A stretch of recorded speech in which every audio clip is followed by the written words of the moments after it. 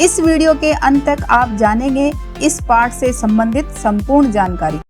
नमस्कार सभी को, हिंदी कला केंद्र में आपका स्वागत है। अगर आप इस चैनल पर नए हैं तो पहले इसको सब्सक्राइब करें व बेल आइकन को दबाना ना भूलें ताकि नए वीडियो का नोटिफिकेशन सबसे पहले आपको मिले।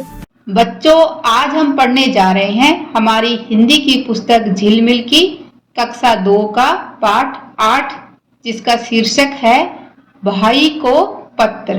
पत्र यानी लेटर या चिट्ठी। ये तो बच्चों आपने अपने घर में मामा, चाचा, नानी, दादा इनमें से किसी को कभी लिखते या पढ़ते जरूर देखा होगा। वैसे आजकल मोबाइल आने से पत्रों का दौर लगभग खत्म ही हो गया है, लेकिन बच्चों हमें जानना तो चाहिए ना कि पत्र लिखते कैसे हैं।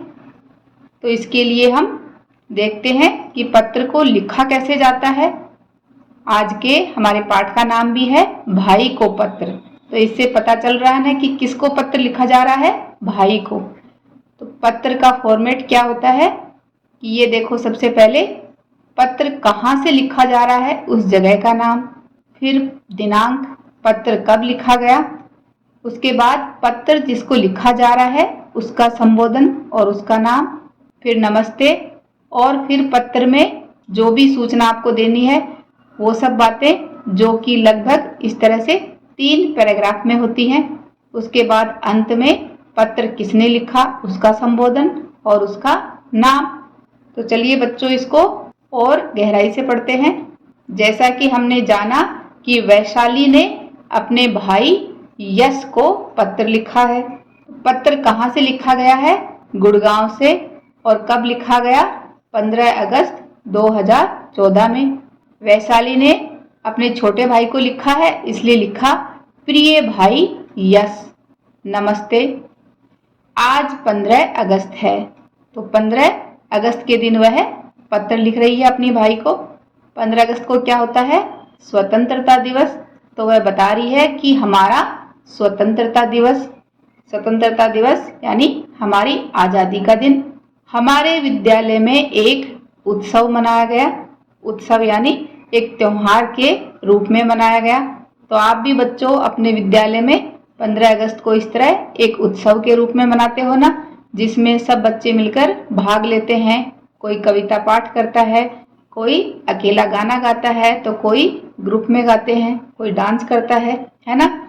ऐसे ही वैशाली भी अपने भाई को बता रही है कि हमने हमारे विद्यालय में 15 अगस्त को एक उत्सव यानी त्योहार के रूप में मनाया, जिसमें हमने क्या किया, जिसमें कविता पाठ, भाषण, एकल गान यानी एक जने ने गाना गाया, समूह गान, एक से ज्यादा बच्चों ने ग्रुप में गाना गाया, समूह नृत्य यानी झुंड में या ग्रुप में किया जाने वाला नाच, ये सब कार्यक्रम हुए। इसके अलावा खेलों का भी आयोजन हुआ। खेल कौन से? खेलों में लूडो, कैरम, सांप सीढ़ी, दौड़ और खो खो आदि शामिल थे। तो ये सारे खेलों का आयोजन किया गया। तो इनमें से बच्चों आपको कौन कौन से खेल पसंद है वो आप मुझे कमेंट बॉक्स में लिखकर बताना। फिर वैशाली ने अपने भाई को बताया कि मैंने कविता पाठ और कैरम में भाग लिया। तो इस पत्र से हमें क्या पता चला कि वैशाली ने किस में भाग लिया? कविता पाठ और कैरम में। इस दौरान एक विशेष घटना घटी। घटना यानी एक विशेष हादसा हुआ, जिसके बारे में मैं तुम्हें बताना चाहती हूँ। खेलों में एक दौड़ प्रतियोगिता का अर्थ होता है होड़ या कंपटीशन, विशेष आवश्यकता यानी जरूरत वाले बच्चों के लिए भी थी। इस प्रतियोगिता में 7 बच्चों ने भाग लिया। प्रतियोगिता में कितने बच्चों ने भाग लिया? 7 बच्चों ने।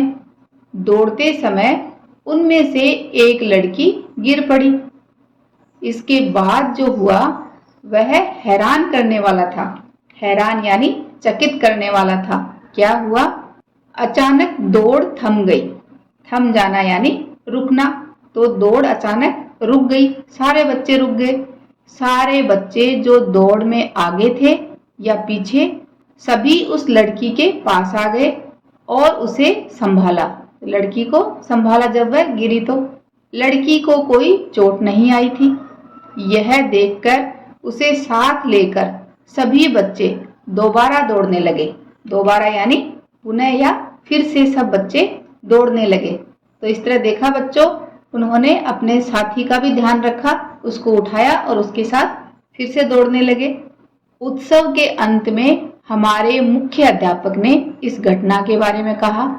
ये हमारा लेटर का तीसरा पैराग्राफ शुरू हो गया है। तो उत्सव यानी इस फंक्शन के अंत में हमारे मुख्य अध्यापक ने इस घटना के बारे में बताया। कौन सी घटना? जो अभी बच्चों ने अपने दोस्त को उठाया था। खेल में बच्चे प्राय यानी अक्सर स्वयं जीतने की कोशिश में रहते हैं। मुख्य अध्यापक ने बताया कि प्राय यही देखने को मिलता है कि खेल के समय बच्चे खुद को ही जिताने की कोशिश में रहते हैं। लेकिन इन बच्चों ने अपने साथी को साथ लेकर चलने का उदाहरण प्रस्तुत किया। उदाहरण का अर्थ है कि नमूना प्रस्तुत किया, हमें दिखाया कि इस तरह अपने साथी को साथ लेकर भी चला जा सकता है। आज इस दौड़ में सभी बच्चों की जीत हुई है। तुम भी मुझे पत्र में लिखना कि तुम्हारे विद्यालय में स्वतंत्रता दिवस कैसे मनाया गया। ये बात किसने लिखी? वैशाली अपने भाई को कह रही है कि तुम भी अपने विद्यालय में स्वतंत्रता दिवस कैसे मनाते हो उसके बारे में पत्र लिखना। तुम्हारी बहन वैशाली। तो बच्चों, आप भी इस नमूने को देखकर अपने छोटे या बड़े भाई बहन को एक पत्र लिखना, जिसमें आप अपनी स्कूल का एक दिन के बारे में बता सकते हो कि आपका एक दिन किस तरह से गुजरा, या और कोई घटना भी बता सकते हो। अब बच्चों, इस पाठ के अभ्यास प्रश्नों को इसके भाग 2 में करेंगे। अगर हमारे वीडियो बन ही रहे हैं आपके फेवरेट, तो फिर क्यों ना करें इनको लाइक, सब्सक्राइब और रिकमेंड। हमें और बेहतर बनाने के लिए आप कर सकते हैं कमेंट। धन्यवाद।